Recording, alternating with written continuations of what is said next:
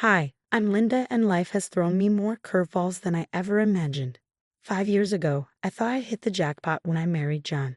He was charming, successful, and seemed to genuinely care about both me and my daughter, Emma. I already had Emma from a previous marriage, and John brought his son, Tyler, into our new blended family. I was determined to make it work, treating both kids equally and with all the love I could give. Emma, sweetie, how about we invite Tyler for movie night? I'd suggest, trying to help the kids bond. Emma would nod eagerly, always willing to try. Can we watch a superhero movie? Tyler likes those. I'd smile, proud of her. That's a great idea. Why don't you go ask him? But more often than not, Tyler would shrug off the invitation. Nah, I'm good. Got plans with my friends, he'd say, barely looking up. John would reassure me, wrapping an arm around my shoulders. He's a teenager, Linda. It's normal for him to want space. I'd nod, trying to silence my doubts. You're right, I just want us all to be close. Things took a turn 2 years ago when my parents passed away, leaving me a sizable inheritance. I was determined to use it wisely. John, I think we should set some of this money aside for Emma's future, I suggested one night as we sat together reviewing paperwork. He nodded, but something in his eyes unsettled me.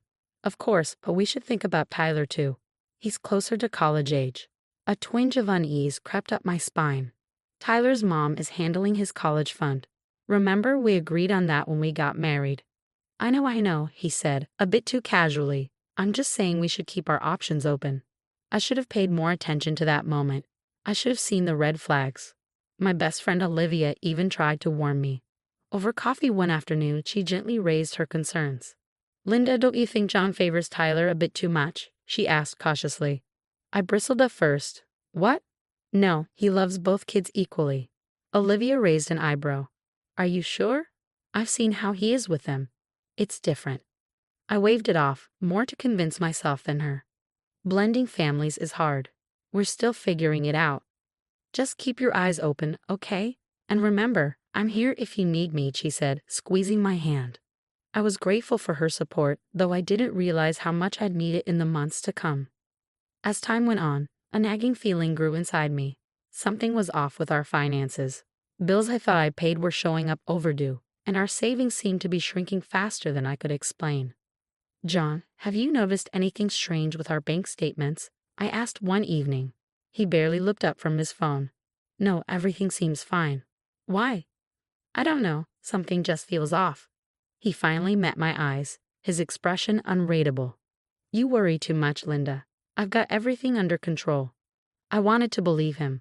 But then I found it, a withdrawal for $5,000 that I hadn't made. My heart raced as I dug deeper. The more I looked, the worse it got. Multiple large withdrawals, passwords changed without my knowledge. Panic set in. That night, I called Olivia. Liv, I think something's really wrong, I said, my voice shaking. She listened as I spilled everything, John's dismissive attitude, the unexplained withdrawals, the changed passwords. When I finished, she was silent for a moment.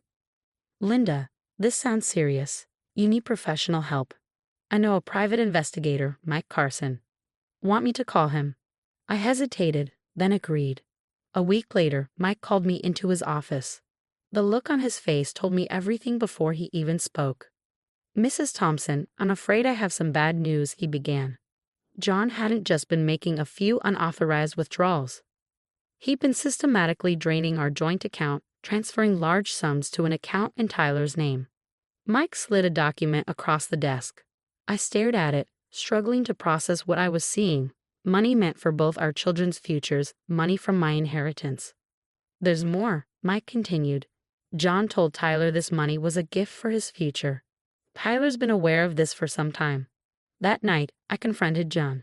I'll never forget the look on his face, not guilt or shame, but irritation, as if I had inconvenienced him by uncovering his betrayal.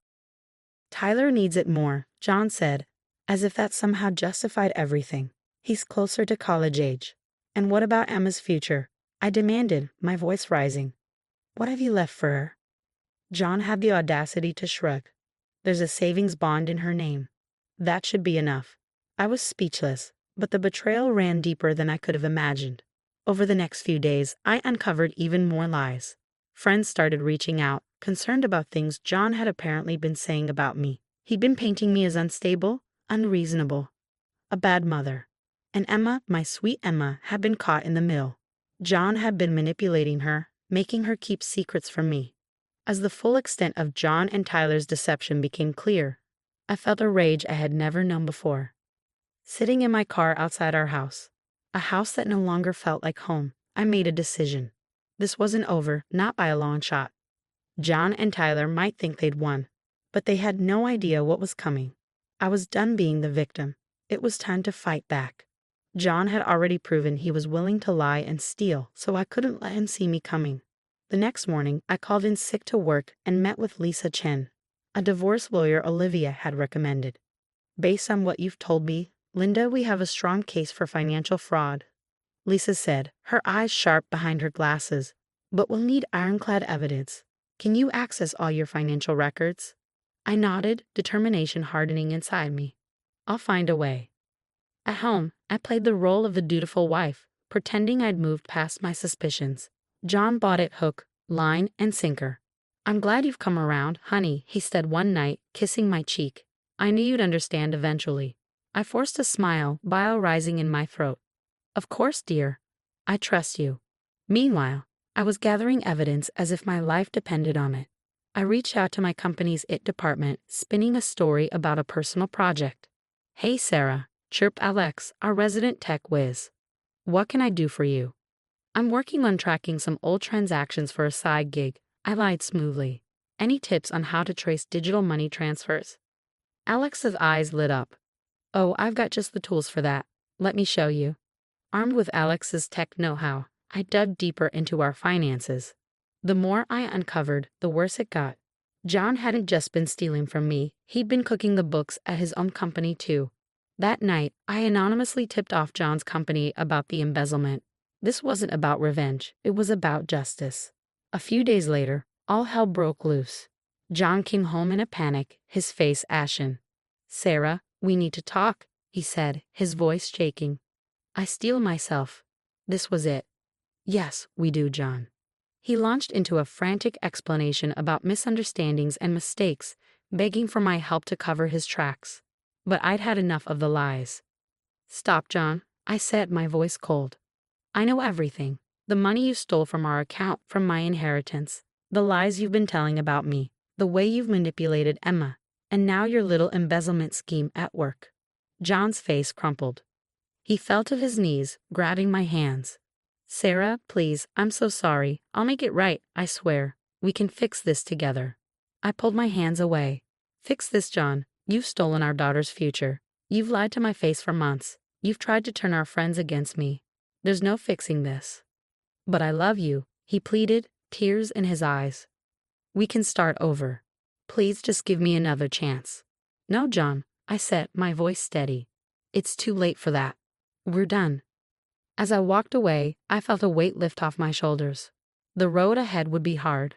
But for the first time in months, I could see a future where Emma and I were free from lies and betrayal. The next few weeks were a whirlwind. I remember sitting at the kitchen table, Emma working on her homework beside me, when my phone buzzed with a news alert, local accountant under investigation for major fraud. The headline screamed at me. My hands shook as I read the article. Emma looked up, concern in her eyes. Mom, what's wrong? I forced a smile. Nothing, sweetie, just some work stuff. But I couldn't shield her from the truth for long. The police got involved, freezing John's assets, and Tyler's, too. That same day, I filed for divorce, citing financial abuse and fraud. Lisa, my lawyer, was a godsend through it all. We've got him, Sarah, she said, her voice fierce.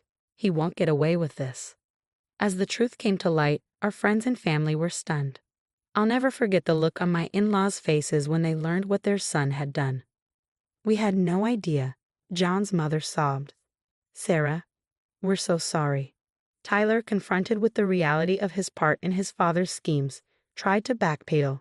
He showed up at our door one day, all bravado gone. Sarah, I swear I didn't know where the money was coming from, he pleaded. I just shook my head. Save it, Tyler. You're old enough to know right from wrong. The hardest part was telling Emma. We sat her down one evening, and I explained as gently as I could about her father's betrayal. "But why, Mom?" she asked, tears streaming down her face. "Why would Dad do this?" I pulled her close. "I don't have Sweetie, but we're going to be okay. I promise." I enrolled Emma in therapy to help her cope with the upheaval. 2 years later, life looks very different. I'm thriving in my career, having earned a promotion last month.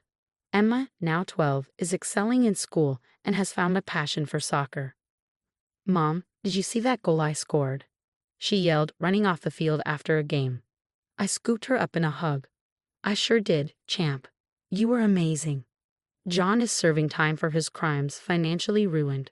I've heard through the grapevine that Tyler is struggling, working a minimum wage job and living with his mother. As for me, I feel vindicated, stronger than I ever thought possible.